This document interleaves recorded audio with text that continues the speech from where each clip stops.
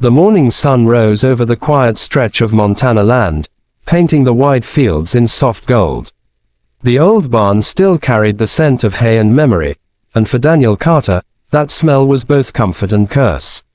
Every dawn reminded him of how it used to be, when laughter echoed through the ranch house and his wife, Emma, hummed while feeding the horses. That was before the accident, before silence took up residence in his heart and the home became just a roof over grief. 3 years had passed, but time hadn't done much healing. It only taught him to live around the pain instead of through it. His little girl, Lily, was 6 now, a bright-eyed spark with her mother's freckles and his stubbornness. She was the only reason he still rose before dawn, pulling on dusty boots and forcing life into his hands. The ranch ran because he ran it, the animals ate because he made sure they did. But his heart, that had gone hungry for years. He often caught himself watching Lily play in the dirt, talking to her dolls near the corral, pretending her mom was still there. It tore him apart quietly, but he never stopped her. That was her way of remembering. That morning, as he repaired the old fence near the east pasture, he heard a faint voice, soft, hesitant, and definitely not from around there. "Excuse me, you wouldn't happen to need an extra hand, would you?" Daniel turned, squinting under the brim of his hat. A woman stood by the fence, wind-teasing strands of her chestnut hair loose from a messy braid. She looked like she'd been traveling a while, jeans a little dusty, boots scuffed, a small bag slung over her shoulder. Her eyes were green, bright yet tired, and for a moment, Daniel forgot to breathe. Something about her posture, that quiet mix of strength and uncertainty, pulled him into memory. She introduced herself. "Clara," she said softly, "Clara Evans. I'm passing through town, looking for some temporary work." Daniel hesitated. He didn't hire strangers often, not anymore. But the ranch was large, and extra help wouldn't hurt. "You ever worked with horses?" he asked. Clara smiled, a small, shy curve of her lips. "Since I was a kid. My dad had a small stable. Guess it never leaves your hands." Daniel nodded once. "All right, you can start tomorrow. Pays fair, works early. If that suits you." That night, Lily asked about her. "Daddy, who was that lady by the fence?" Daniel shrugged lightly. "Just someone helping for a while, Pumpkin." But Lily kept her eyes fixed on him, curious. She smiled like Mommy used to. Daniel froze for a heartbeat before patting her head gently. "Time for bed, kiddo." But later, as he stood by the window, looking out into the moonlit yard, her words haunted him. The next morning, Clara arrived before sunrise, already tying her hair back, sleeves rolled up. She moved like she'd belonged there for years, feeding the horses, checking saddles, whistling a quiet tune that seemed to calm the restless colts. Daniel watched from a distance, feeling something shift inside him, something he hadn't felt in years: ease. Over the next few days, laughter began to return to the ranch, in small, hesitant pieces. Lily took to Clara immediately, following her around with questions, giggles, and stories. Clara had a way with her, patient, kind, never too busy to listen. Daniel noticed the way his daughter smiled again, that light in her eyes that had dimmed for too long. He wanted to thank Clara, but the words never made it past his throat. One afternoon, while repairing a loose board near the barn, Daniel overheard Clara humming softly, a familiar lullaby. Emma's lullaby. He froze, hammer mid-air, staring toward her. "Where'd you learn that song?" he asked quietly. Clara looked up, a bit startled. "Oh, that, my mom used to sing it when I was little. Guess it stuck." Daniel nodded slowly, heart thudding. Coincidence, he told himself. Just a coincidence. Days turned into weeks, and the ranch began to feel alive again. Clara's presence was like spring after a long, bitter winter. She cooked sometimes, helped Lily with her reading, even joined Daniel for coffee on the porch when the day ended. He learned she'd lost her father a year ago and had been wandering since, trying to figure out where life wanted her next. He saw the quiet sorrow in her eyes, the same kind he carried. They didn't talk much about their pain, but somehow, they understood each other without needing to. Then came that Sunday afternoon. The sky was clear, the wind soft, and Daniel had agreed, after much pleading, to take Lily into town for the annual harvest fair. Clara came along, half by invitation, half by accident. She'd planned to stay back and work, but Lily wouldn't have it. "Please, Miss Clara, you have to come," she'd said, clasping Clara's hand. So she came, dressed simply in a white cotton dress that fluttered in the wind. Daniel tried not to look too long, but he failed miserably. At the fair, laughter filled the air, music, stalls, the smell of caramel apples. Lily darted ahead, chasing after ribbons and candy, while Daniel and Clara followed at a slower pace. For a while, he forgot what loneliness felt like. He even laughed, a real laugh, when Clara accidentally dropped her ice cream and pouted like a child. But then, as they walked past the town's small wedding chapel, bells rang, and a newlywed couple stepped out, smiling and waving. Lily stopped in her tracks, eyes wide as she watched the bride in her white dress. Then she tugged Daniel's sleeve, her voice soft but clear. "Daddy, she looks like Mommy." The words hit him like a gust of wind. Time stopped. He turned slowly, heart pounding, but Lily wasn't looking at the bride anymore. She was staring straight at Clara. Daniel froze, unable to speak. Clara's smile faltered as her eyes met his, and in that fragile moment, the world seemed to hold its breath. Daniel stood frozen, the fair's laughter turning distant, like echoes from another world. Clara looked at him, then at Lily, unsure what had just shifted in the air, but she could feel it, a tremor beneath the calm. Lily still stared up at her with wide eyes, a small smile on her face, innocent and sure. "She looks like Mommy," she whispered again, almost like a secret meant for the wind. Daniel knelt down, his hands trembling as he brushed a lock of hair from his daughter's forehead. "Pumpkin," he murmured, "Mommy's in heaven, remember."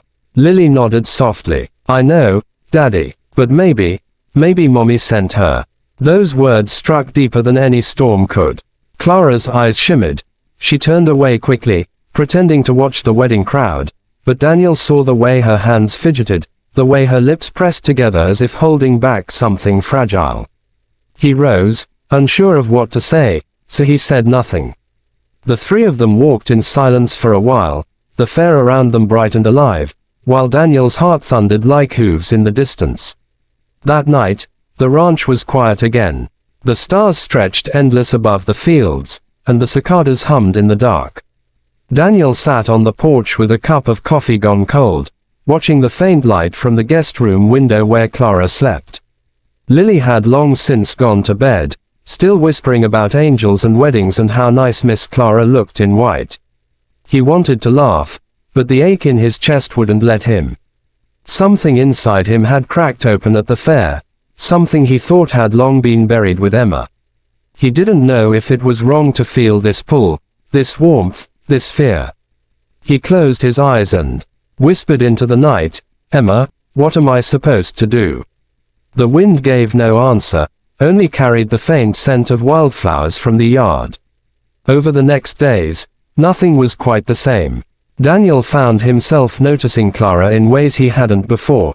The way she brushed the horse's mane with gentle patience, how her laughter echoed in the barn and softened the sharp edges of the place. He tried to fight it, to stay the man who lived only for duty and his little girl, but every time she smiled, he felt the thaw creeping further in. Clara felt it too. She'd catch him watching her and look away quickly, cheeks flushed, heart confused. She had come here looking for work, not for belonging, and certainly not for the kind of affection that scared her as much as it healed her. But the more time she spent with Daniel and Lily, the more she felt like she'd stumbled not onto a job, but into a story that had been waiting for her all along. One afternoon, a storm rolled across the plains. Wind howled through the fences, rain hammered the tin roof, and the horses grew restless.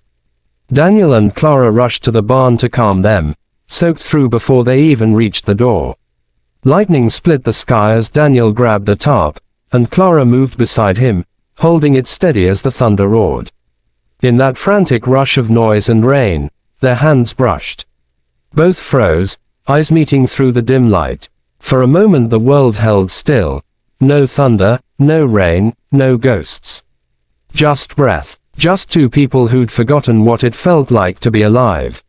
Then Daniel stepped back sharply, clearing his throat. "Thanks," he muttered, voice low. Clara just nodded, wrapping her arms around herself. The silence between them was louder than the storm. When the rain finally eased, Daniel stood at the barn door watching the clouds drift west. "You should get dry," he said quietly. "There's a spare blanket in the tack room." Clara hesitated. "Daniel," he turned, but she was looking down. "I'm sorry if I've made things complicated. I didn't mean to." He frowned. "You haven't." She gave a small, sad smile. "Maybe not yet." Then she walked away, leaving him alone with the sound of dripping rain and the echo of something that might have been hope, or fear. The days after the storm were quieter, almost fragile. The air around the ranch carried a different weight, something unspoken but alive. Clara worked as she always did, yet her eyes often drifted to Daniel, and his to her. Each glance said what words could not. One evening, as the sun bled gold across the fields, Daniel stood by the fence, staring out where the land met the sky. He heard soft footsteps behind him and turned to see Clara, holding 2 cups of coffee. "Peace offering," she said with a nervous smile. He nodded, taking the cup, their fingers brushing for just a second. They stood in silence, watching the horses graze in the fading light. Finally, Daniel spoke, his voice rough. "You ever lose someone you thought you couldn't live without?" Clara looked down at her hands. "My father. Last year. Some days it still feels like I'm waiting for him to walk through the door." Daniel nodded. "It never really stops hurting, does it?" "No," she said softly. "But it changes. The pain becomes quieter. Like it's teaching you something, even when you don't want to learn." He turned to her then, studying her face, the calm strength in her eyes. "What do you think it's teaching?" Clara smiled faintly. "That love doesn't die with the people we lose. It just waits for us to live again." That night, Lily couldn't sleep. She climbed out of bed and padded barefoot to the porch where her daddy and Miss Clara sat. "Daddy," she whispered, rubbing her eyes, "can I sit with you?" Daniel lifted her into his lap, and Clara smiled, tucking the blanket around them both. Lily yawned. "Miss Clara." "Yes, sweetheart. If my mommy's in heaven, does she see us?" Clara's throat tightened. "I think she does, honey. And I think she's very proud of you." Lily looked up at her father, then at Clara, and said softly, "Then maybe she sent you, so daddy wouldn't be sad anymore." Daniel's eyes burned as he hugged his little girl tighter, unable to speak. Clara reached out, placing her hand over his. No words, just warmth. Just healing. Weeks passed. The ranch thrived again. Laughter returned to the halls, the kind that had been gone for far too long. Daniel noticed Lily humming again, drawing pictures of 3 people instead of 2. One morning, while Clara brushed down the mare near the barn, Daniel walked up quietly behind her. "Clara," he said, voice low. She turned, brushing a strand of hair from her face. "Yes." He hesitated, then handed her a small box, rough wood tied with a bit of twine. "What's this?" she asked, smiling. "Something Lily and I made." She untied it slowly, lifting the lid, and inside was a tiny carved horse, hand-whittled, with 3 names burned into the bottom. Daniel. Lily. Clara. Her eyes filled before she could stop them. "Daniel." He stepped closer. "You came into our lives when we'd forgotten how to hope. You made my daughter laugh again. You made me remember what peace feels like. I don't know if I deserve a second chance, but if I do, I'd rather take it with you." She looked up at him, tears catching the light. "Are you sure?" He nodded. "For the first time in a long time, yeah, I'm sure."